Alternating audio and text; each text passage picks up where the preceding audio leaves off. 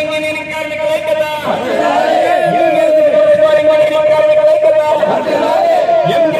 Engineering కార్మికుల ఐక్యత, సమాన పనికి సమాన వేతనం వరకు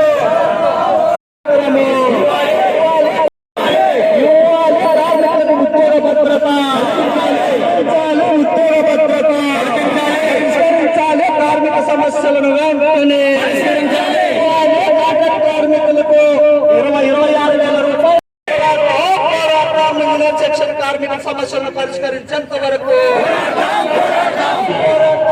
సెక్షన్ కార్మిక సమస్యలను పరిష్కరించేంత వరకు సెక్షన్ కార్మిక సమస్యలను పరిష్కరించకపోవడం అంటే ఇండియన్ సెక్షన్ లో పనిచేస్తున్న కార్మిక సమస్యలను పరిష్కరించకపోవడం అంటే ఆంధ్రప్రదేశ్ మున్సిపల్ ఇంజనీరింగ్ వర్కర్స్ రాష్ట్ర కమిటీ పిలుపు మేరకు మా ఇంజనీరింగ్ కార్మికులు రాష్ట్ర వ్యాప్తంగా గత 35 రోజుల నుండి సమ్మెబాట పట్టడం జరిగింది. మేము ప్రధానంగా సమ్మె చేస్తున్నది ఎందుకంటే మా ఇంజనీరింగ్ కార్మికులకు గత కొన్ని సంవత్సరాల నుండి మేము జీతభత్యాల విషయం మీద మా కోరికల మీద చాలా మటుకు డిమాండ్ల పైన ప్రభుత్వానికి అనేక సార్లు విన్నవించుకున్నప్పటికీ మా ఇంజనీరింగ్ కార్మికులను పట్టించుకోకపోవడం వల్ల మేము మా ఇంజనీరింగ్ కార్మికులమందరము ఒకదాటిపైకి వచ్చి మేము ప్రభుత్వంపై ఒత్తిడి తేకపోతే తప్ప మా యొక్క సమస్యల పరిష్కారం కావనే ఉద్దేశంతో మేము గత నెల 7వ తారీఖు నుండి సమ్మెబాట పట్టడం జరిగింది. సమ్మెలో భాగంగా ప్రభుత్వం మమ్మల్ని జూన్ 2వ తారీఖున చర్చలకు పిలవడం జరిగింది. అందులో మంత్రి నారాయణ గారు కూడా మా యొక్క చర్చల్లో పాల్గొనడం జరిగింది. కానీ చర్చల్లో అర్ధాంతరంగా ముగించి మా ఇంజనీరింగ్ కార్మికులకు ఎటువంటి హామీలు గాని మా యొక్క కోరికల మీద గాని స్పందించకుండా మధ్యలోనే అర్ధాంతరంగా వెళ్లిపోవడం జరిగింది.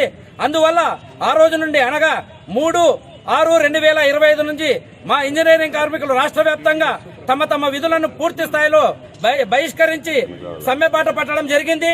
మా యొక్క ప్రధాన డిమాండ్లు ఏంటంటే ప్రభుత్వానికి పెట్టినది మా డిమాండ్లు మా ఇంజనీరింగ్ కార్మికులు టెక్నికల్ నాన్ టెక్నికల్ గా ఉద్యోగులు పనిచేస్తూ ఉంటారు. టెక్నికల్ గా వాళ్ళకి 29,200, నాన్ టెక్నికల్ వాళ్ళకి 24,500 ఇవ్వాలని, అలాగే 15 సంవత్సరాలు సర్వీసు పైబడిన ప్రతి కార్మికుడిని రెగ్యులరైజ్ చేయాలన్నది ఒక డిమాండ్. అలాగే మాకు మా ఇంజనీరింగ్ కార్మికులు రాత్రనక పగలనక కష్టపడి పనిచేస్తుంటాము. మాకు ఎటువంటి సెలవు దినాలు ఉండవు. అంటే 24/7 నెలకు 30 రోజులు పనిచేస్తూ ఉంటాము. కాబట్టి మాకు ఆదివారాలు సెలవులు ఉండవు, పండుగలు సెలవు ఉండవు. అంటే మొత్తం మీద 52 ఆదివారాలు, అలాగే రాష్ట్ర జాతీయ అంతర్జాతీయ సెలవులు 17 గాను మాకు మొత్తం 69 రోజులు పని దినాలుగా ప్రకటించిన వాటిని సమ్మెన జీతాలన్నా ఇవ్వండి, లేక మాకు సెలవులుగానైనా ప్రకటించామని అడుగుతున్నాము. అదేవిధంగా మా ఇంజనీరింగ్ కార్మికులు చాలా విధమైనటువంటి వివిధ రకాల పనులు చేస్తూ ఉంటారు. ఆ విధి నిర్వహణలో కనుక మరణిస్తే వారి కుటుంబాలకు 10 లక్షల రూపాయలు ఎక్స్గ్రేషియా, వారి కుటుంబంలో ఒకరికి ఉద్యోగం ఇవ్వాలని, అలాగే పూర్తి స్థాయి కనుక ఏదైనా పనులు చేసేటప్పుడు అంగవైకల్యం సంభవిస్తే వారు విధి నిర్వహణలో చేయలేని పరిస్థితులు ఉంటే వారి కుటుంబంలో ఒకరికి ఉద్యోగము లేదా వారికి 10,000 రూపాయలు పెన్షన్ అని ఇవ్వాలని, అలాగే ఈ మధ్య కాలంలో మా ఇంజనీరింగ్ కార్మికుల్లో ఉన్నటువంటి కార్మికులను కొంతమందిని మీకు 60 సంవత్సరాలు పైబడి ఉన్నాయి, మీకు రిటైర్మెంట్ ఇస్తున్నామని చాలా మందిని ఇంటికి కూడా సాగనంపడం జరిగింది.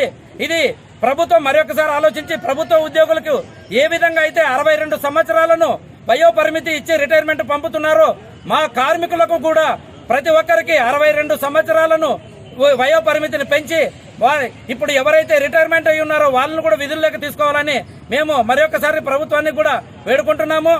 ఏదైతే ఉందో ఇప్పుడు రిటైర్మెంట్ అయిన వాళ్ళని ఒకవేళ విధుల్లో తీసుకోకపోతే వారి కుటుంబంలో ఒకరికి ఉద్యోగమైన ఇవ్వాలి, లేదా వారికి రిటైర్మెంట్ అయిన వాళ్లకు 10,000 రూపాయలు పెన్షన్, వాళ్ళకి గ్రాట్యుటీ ఏవైనా ప్రభుత్వం నుంచి ప్రకటించాలని కోరుకుంటున్నాము. అలాగే మా ఇంజనీరింగ్ కార్మికుల్లోన చాలా ఏళ్ల నుంచి పనిచేస్తున్నారు, వాళ్ళకి హెచ్ఆర్ పాలసీ కానీ అలాంటివి ఏవీ లేవు కాబట్టి వాటిని కూడా అమలు చేయాలని మా యొక్క డిమాండ్లను ఉంచినాము. కాబట్టి ఈ డిమాండ్లను ప్రభుత్వము మరి ఒక్కసారి ఆలోచించి మా న్యాయమైన కోరికలను ఖచ్చితంగా నెరవేర్చాలని మేము ప్రభుత్వం ముందు విన్నవించుకుంటున్నాము.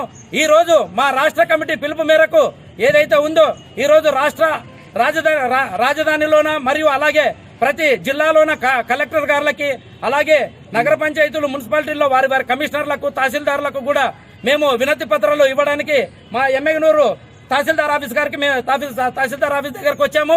మేము అందరూ ఇంజనీరింగ్ కార్మికులు అలాగే మాకు ఇక్కడికి మద్దతు తెలపడానికి వచ్చినటువంటి కార్మిక సంఘాలైనటువంటి సిఐటియు, ఐఎఫ్టియు, ఏఐటియుసి కార్మిక నాయకులకందరికీ మా యొక్క ప్రత్యేక ధన్యవాదాలు తెలియజేసుకుంటున్నాము. మాకు మీ యొక్క సహాయ సహకారాలు అందించాలని, అలాగే మాకు మీడియా మిత్రులు కూడా ప్రతి ఒక్కరు సహకరిస్తున్నారు. వారందరికీ కూడా మా అందరి తరఫున ప్రత్యేక ధన్యవాదాలు తెలియజేసుకుంటున్నాను.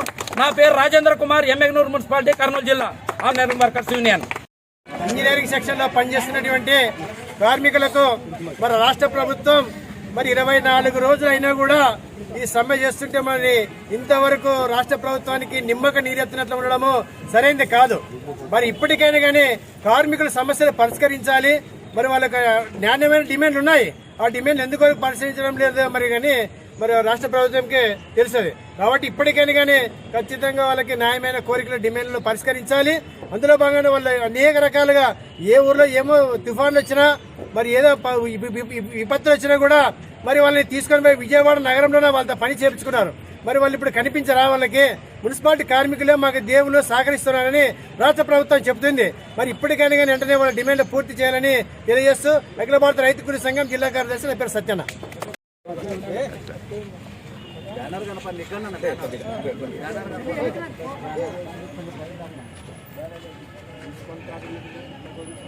సార్కి విషయం చెప్పండి.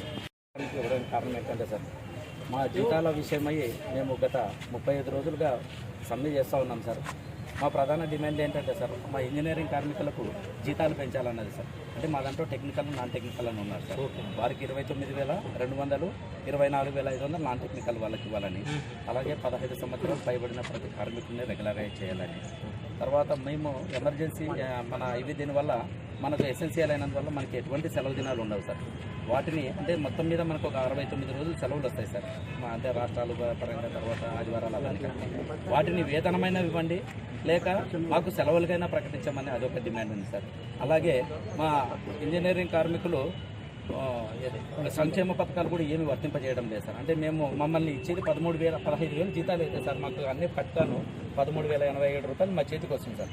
అందులో ఎక్కడైనా మేము ఏదైనా ప్రభుత్వ సంక్షేమ పథకాలను అమలు చేసుకోవడానికి వెళ్తే మమ్మల్ని ఆఫ్కస్లో ఉన్నందువల్ల మీరు గవర్నమెంట్ ఎంప్లాయీస్ అని మాకు అందులో చూపుతూ ఉంది సార్. కాబట్టి మేము 13,000 రూపాయలకి గవర్నమెంట్ ఉద్యోగులకి ఎలా అవుతాము. కాబట్టి మిగతా వాళ్ళకి ఏ విధంగా అయితే ప్రభుత్వ సంక్షేమ పథకాలను అందిస్తున్నారు, మా కార్మికులకు కూడా అందరికీ ఏవైతే ఉన్నాయో ప్రభుత్వ పథకాలు, అంటే పెన్షన్లు కానీ, మా ఇంట్లో తల్లిదండ్రుల పెన్షన్లు కానీ, మా పిల్లలకి ఫీజు రియంబర్స్మెంట్లు కానీ, విద్యా దీవెన, విద్యా వసతి, అమ్మఒడి ఇలాంటివన్నీ సంక్షేమ పథకాలన్నీ కూడా ఇవ్వాలని సార్. తర్వాత వచ్చేసి మా ఇంజనీరింగ్ కార్మికులు ఎసెన్షియల్ అయినందువల్ల మేము ఎక్కడంటే అక్కడ గుంతల దగ్గర వర్క్ చేస్తుంటాం. తర్వాత క్లోరినేషన్స్ అవి పెడుతుంటాం సార్. క్లోరినేషన్ అనేది చాలా డేంజర్ సార్. అది వాటి వల్ల మేము రోజు వాటిని ఖచ్చితంగా వాటర్కి చేస్తే తప్ప వాటర్ శుద్ధి కావు. కాబట్టి వాటి దగ్గర ఎంత కాదనుకున్నా వాటి స్మెల్ వస్తూ ఉంటుంది సార్. మా వల్ల వాటిని పీల్చడంలో లోపలే మనకి తెలియకోకుండానే ఎముకలు పొడైపోతూ ఉంటాయి సార్. అటువంటి వాటిని కూడా లెక్క చేయకోకుండా మా కార్మికులు రాత్రి అనక పగల కష్టపడి నీటిని శుద్ధి చేస్తేనే సార్, రాత్రి పగలు కష్టపడితేనే నీరు అందించగలం సార్. ఎక్కడెక్కడ ఉండే వాళ్ళు వాళ్ళ నైట్ డ్యూటీలు, పగల డ్యూటీలు అన్నీ చేస్తే తప్ప ఊర్లో నీళ్లు కానీ, లేదా అలాగే మన స్ట్రీట్ లైటింగ్ వాళ్ళు, మన ఎమ్మెగ్నూరులో స్ట్రీట్ లైటింగ్ ఇచ్చేది కూడా మన ఇంజనీరింగ్ కార్మికులే సార్. అట్లే పార్కులు ఉన్నారు సార్, పార్కుల్లో పనిచేసే వాళ్ళు, లైన్ మ్యాన్లు ఎక్కడైనా పైపులు పోతే కానీ, కుళాయిలు ఇవ్వడానికి కానీ వాళ్ళు చేస్తుంటారు సార్. అలాగే మన వర్క్ ఇన్స్పెక్టర్స్ కూడా ఉంటారు సార్, ఎక్కడైనా వర్క్ జరుగుతుంటే వాళ్ళు ఉన్నారు సార్. తర్వాత పరిష్కరించాలన్న ఉద్దేశంతో మా రాష్ట్ర కమిటీ మేము ఈరోజు మీకు వినతి పత్రం అందించడానికి వచ్చాం సార్. మీరు ఇదే విధంగా మా